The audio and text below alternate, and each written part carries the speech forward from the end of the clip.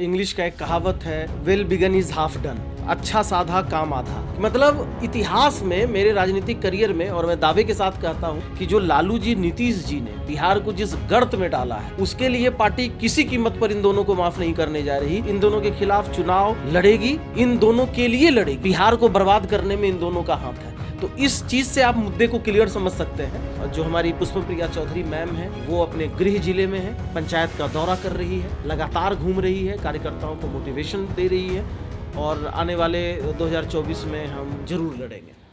नमस्कार, मैं हूं विद्रोही और आप देख रहे हैं आंखें न्यूज़ 24। आज हम प्लस पार्टी के बारे में बातचीत करने के लिए बैठे हुए हैं। प्लस पार्टी जो 2020 के विधानसभा चुनाव में आई थी और पूरे बिहार में लोग उसकी चर्चा करने लगे थे। इसकी जो मुख्य नेत्री थी पुष्पम प्रिया जी, जो लंदन में पढ़ाई की थी और वहाँ से शिक्षा पूरा करने के बाद एसी के कमरों को, एसी गाड़ी को छोड़कर सड़कों पर धूल फाँकती हुई नजर आई थी। उनका सपना था बिहार में बदलाव करने का, बदलाव व्यवस्था का, बदलाव मुख्यमंत्री के चेहरे का। हालांकि वो उतना सफल तो नहीं हो पाया, लेकिन क्या कुछ कमियां रह गई थी पिछले प्रयास में, और इस बार फिर से उनकी पार्टी की गतिविधियों को देखने का मौका मिला और उसमें लगा कि 2024 का लोकसभा चुनाव में भी ये उतरने के बारे में प्लान कर रही है। तो क्या कुछ तैयारी है, क्या कुछ कमियां पिछले बार रह गई थी और इस बार उसको पूरा करने वाले हैं? आखिर में बिहार में बदलाव कैसे आएगा? इन तमाम सवालों का जवाब देने के लिए हमारे साथ बैठे हैं प्लस पार्टी के प्रवक्ता और वरिष्ठ लीडर कन्हैया कुमार जी। बहुत बहुत स्वागत है आपका आंखें न्यूज़ 24। आपका भी बहुत बहुत धन्यवाद, आपने मुझे मौका दिया। और इंग्लिश का एक कहावत है, well begun is half done. अच्छा साधा काम आधा। इसका अर्थ है कि अगर आपकी शुरुआत बेहतरीन हो तो आपका भविष्य अच्छा है। तो इस चीज़ को पहले मैं बता दूं कि प्लस पार्टी एकमात्र ऐसी पार्टी थी जिसने लगभग 200 से ज़्यादा सीट पर अपनी तैयारी की थी, लेकिन किसी कारणवश, चूँकि कई नामांकन में तो मैं भी वहाँ था, तो मैं उस स्थिति को समझ सकता हूँ। आप इतने दिनों में इस बात को आप बस एक बार बैठकर चिंतन करें, ऐसा क्या है कि जो पुरानी पार्टियां हैं उसके किसी नेता का आज तक नॉमिनेशन रद्द नहीं हुआ, जबकि कोई ऐसी पार्टी नहीं है जिसमें आपराधिक छवि के लोग नहीं हैं। लेकिन ऐसी क्या बात थी कि हम 200 से ज़्यादा सीट पर तैयारी किए थे और 60 लोगों का नामांकन रद्द हो गया, जबकि आज भी प्लस पार्टी की छवि यही है, ये पढ़े लिखों की पार्टी है, ये सीधे साधे लोगों की पार्टी है। तो खैर, ये तो समझ से पड़े हैं कि मतलब इतिहास में, मेरे राजनीतिक करियर में, और मैं दावे के साथ कहता हूँ कि हम जितने लोग हैं उनके राजनीतिक करियर में शायद ही ऐसा कभी हुआ होगा कि किसी राष्ट्रीय पार्टी को आप छोड़ दीजिए, क्षेत्रीय पार्टी में भी किसी नेता का, जो कद्दावर नेता खुद को समझते होंगे, उनका नॉमिनेशन किसी तरह रद्द हुआ होगा। मैंने आज तक नहीं सुना है। लेकिन ऐसी क्या बात है कि हमारे नेता का नॉमिनेशन रद्द हो गया? रद्द होते होते भी हम 148 सीट पर चुनाव लड़े थे और 2020 के चुनाव में सबसे ज़्यादा सीट पर लड़ने वाले एकमात्र पार्टी थे। इसीलिए मैंने कहा साधा काम आधा। और अगर आप मेरा कंपेयर, अगर आप लगता है कि हमारी शुरुआत ऐसी रही, हमें वो नहीं मिल पाया, सफलता नहीं मिल पाई, तो अगर आप बाकी पार्टियों की शुरुआती दौर की बात करेंगे, कांग्रेस 1885 में बना, भारतीय जनता पार्टी उनका भी एक था, राष्ट्रीय जनता दल, समता पार्टी पहले थी, ये सब मिलकर बनाए थे। उनका जो शुरुआती दौर था उससे हम 100% अच्छे दौर में हैं अपने शुरुआती जब मैंने शुरुआत किया उसको। और पूरे बिहार में हमें लगभग 4 लाख 5 लाख वोट आए। तो ये जो 4 लाख 5 लाख वोट आए, कोई ऐसा सीट नहीं था जहां पर हमें 1000 वोट नहीं आए, कहीं से 4000, 2000, 3000। तो वो 2-3 हजार लोगों का विश्वास था। वो 2000 लोग जाकर बटन ढूंढकर उसके बाद वो उसको प्रेस कर रहे थे। तो मुझे लगता है कि इस बात को नहीं भूलना चाहिए कि प्लस पार्टी दमखम से सामने आई है और 2024 के चुनाव के लिए तैयारियां चल रही है। मैडम प्रेसिडेंट जो हमारी पुष्पप्रिया चौधरी मैम है, वो अपने गृह जिले में है, पंचायत का दौरा कर रही है, लगातार घूम रही है, कार्यकर्ताओं को मोटिवेशन दे रही है, और आने वाले 2024 में हम जरूर लड़ेंगे। आपने एक प्रशासन पर बड़ा आरोप लगाया कि उन्होंने आपके नॉमिनेशन को कैंसिल कर दिया। उन्होंने डॉक्यूमेंट में अगर कुछ कमी थी तो सुधारने का मौका देते, प्रत्याशियों को बुला के बात करते कि भाई आपकी यहाँ कमी है, इसको सुधार लीजिए। वो मौका आपको नहीं मिला और आपके नॉमिनेशन को सीधे रद्द कर दिया गया। क्या लगता है 2024 के चुनाव में ये दोबारा नहीं हो सकता? नहीं, एक्चुअली हमने उस समय, हमें लगा था कि ऐसा नहीं होगा। उस चीज़ के लिए हम तैयार नहीं थे, क्योंकि पूरा भरोसा था कि नॉमिनेशन हो रहा है तो जनता तय करेगी। अब नॉमिनेशन की तो समस्या ही नहीं थी कि नॉमिनेशन तय कर देगा कि हम सीट पर खड़े होंगे कि नहीं खड़े होंगे। इस बार शायद हमें अनुभव हुआ है कि नहीं, हमारी लड़ाई ज़्यादा मुश्किल है, हमें नॉमिनेशन पर भी ध्यान देना होगा, हमें उसकी तैयारी करनी होगी कि नॉमिनेशन में भी गेम खेला जा सकता है। तो उसके लिए हम इस बार तैयार हैं। उस समय हम तैयार नहीं थे क्योंकि हमारे दिमाग में सिर्फ यह था कि हमारी जो जीत होगी, हमारे जो लोग तय होंगे, ये जनता के द्वारा तय होंगे।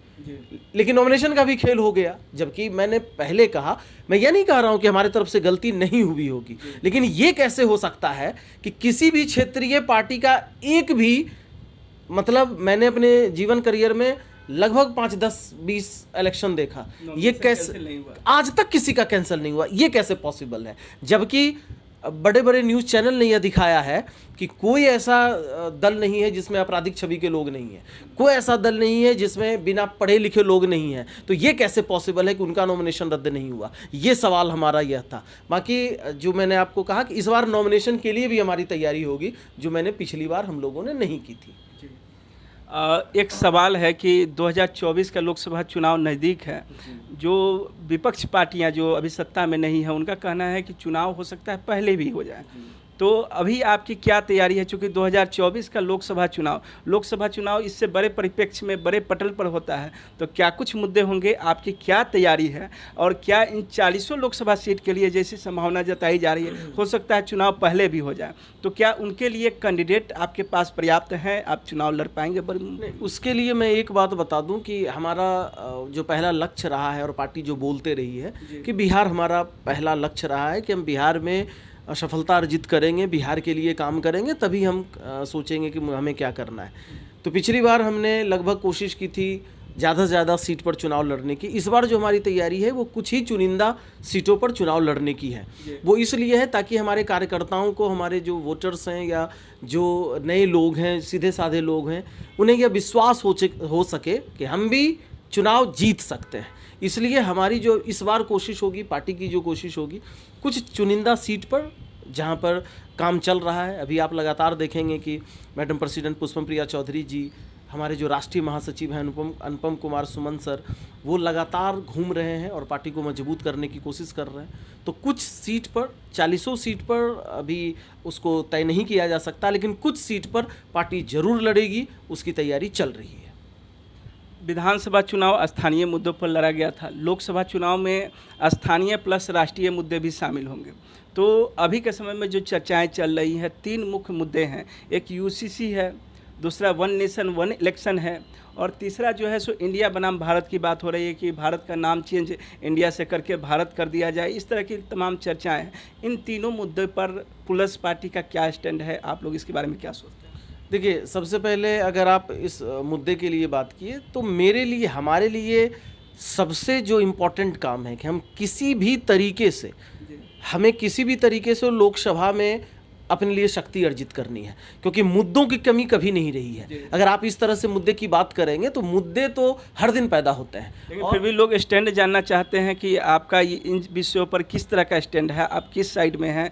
ऐसा लोग सोचते हैं कि हम जिसको वोट देने जा रहे हैं वो नेता हमारा इस विषय पर क्या, चूँकि लोकसभा में जाके उनको नियम बनाना होता है, विधायिका के अंग होते हैं, तो विधान बनाने के लिए उनका स्टैंड जानना जरूरी होता है। इसलिए मैंने यह सवाल, आपने यह सवाल पूछा। देखिए, पार्टी बिहार से अपनी राजनीति की शुरुआत की है, बिहार इसका पहला टारगेट है, और बिहार को बर्बाद करने में पार्टी अक्सर बोलते रही है। हालांकि ऐसा नहीं कि उससे पहले बिहार की स्थिति बहुत अच्छी थी, उसके जो पहले मुख्यमंत्री रहे हैं उन्होंने बहुत अच्छा ही काम किया, उन्होंने भी बिहार को बर्बाद किया है, और बहुत अच्छे काम बिहार के लिए नहीं किए गए हैं। लेकिन पार्टी ने जो लगातार यह बात कही है कि जो लालू जी, नीतीश जी ने बिहार को जिस गर्त में डाला है, उसके लिए पार्टी किसी कीमत पर इन दोनों को माफ़ नहीं करने जा रही। इन दोनों के खिलाफ चुनाव लड़ेगी, इन दोनों के लिए लड़ेगी, क्योंकि बिहार को बर्बाद करने में इन दोनों का हाथ है। तो इस चीज़ से आप मुद्दे को क्लियर समझ सकते हैं कि हम जब उन दोनों से लड़ने जा रहे हैं, हम जब उन दोनों के खिलाफ लड़ने जा रहे हैं, तो उनकी आइडियोलॉजी के साथ हम कैसे हो सकते हैं? किसी कीमत पर वो जहाँ रहेंगे हम वहाँ नहीं रह सकते। बिहार में भाजपा की भी सरकार रही है, तो क्या भाजपा के साथ जा सकते हैं चुनाव? देखिए, अभी इसका 100% नहीं कहा जा सकता है, लेकिन आपके चैनल के माध्यम से ये मैं बता दूं कि अगर इन दोनों विचारधारा को छोड़कर हम लोकसभा चुनाव के लिए भी तैयारी में हैं, हमारी बातें हो रही हैं, हम देख रहे हैं कि किन शर्तों पर हम समझौते के लिए आगे जाएं। समझौते के लिए हम जाएंगे, लोकसभा चुनाव में भी जाएंगे, और जिस तरह से हमारी पार्टी प्रेसिडेंट बार बार बोल रही है कि 2025 में भी किसी की भी सरकार बहुमत में नहीं होगी, किसी स्थिति में नहीं होगी, तो हम भी गठबंधन के लिए तैयार रहेंगे और बिहार के भविष्य के लिए, गरिमा को बचाने के लिए अपने असूलों की आहुति अगर कुछ देर के लिए देना पड़े तो हम उसे देने के लिए तैयार हैं।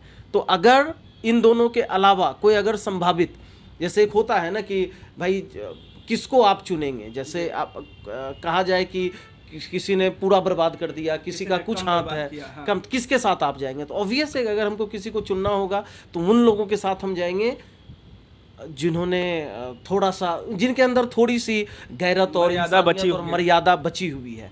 तो ये हम तैयार हैं इस चीज़ के लिए। तो आपने देखा कि पुष्पम प्रिया जी की पुल्लस पार्टी अभी वर्तमान में क्या कर रही है, इन तमाम चीज़ों के बारे में खुलकर इन्होंने चर्चा की, और 2024 के लोकसभा चुनाव में इस पार्टी की क्या भूमिकाएं होंगी और आने वाले समय में किस तरीके से काम करेंगे। गठबंधन के सवालों पर भी तमाम स्पष्टता से इन्होंने जवाब दिया। इसी तरह की खबरों के लिए बने रहे आंखें न्यूज़ 24 के साथ। धन्यवाद। फिर हम अगले बार किसी अन्य मुद्दे पर आपके साथ उपलब्ध रहेंगे। आप तब तक देखते रहें आंखें न्यूज़ 24। बहुत बहुत धन्यवाद। अगर आप भी अपने दुकान, प्रतिष्ठान, school, college, coaching centre, restaurant, cafe का विज्ञापन देना चाहते हैं, वो भी किफ़ायती दर पर, तो आंखें न्यूज़ 24 लेकर आया है आपके लिए एक सुनहरा मौका। आंखें न्यूज़ 24 न्यूज़ पोर्टल की दुनिया में बिहार का सबसे उभरता हुआ चैनल, जहां बिहार झारखंड से जुड़े तमाम बड़ी खबरें देखने को मिलती है। तो देर किस बात की, आज भी जुड़े आंखें न्यूज़ 24 के साथ। संपर्क करें हमारे व्हाट्सएप नंबर 8935876430 पर। क्या आप पत्रकारिता के क्षेत्र में अपना कैरियर बनाना चाहते हैं? तो आज ही royal Ashoka institute of mass communication and journalism में अपनी जगह सुनिश्चित करें। आर्यभट्ट ज्ञान विश्वविद्यालय पटना से मान्यता प्राप्त 100% प्लेसमेंट के साथ royal Ashoka institute of mass communication and journalism नामांकन जारी है। हमारा पता है DS/16 गायत्री मंदिर के समीप, कंकड़ बाग, पटना 8,20,000। आप हमें संपर्क भी कर सकते हैं। हमारा मोबाइल नंबर है 9955456126।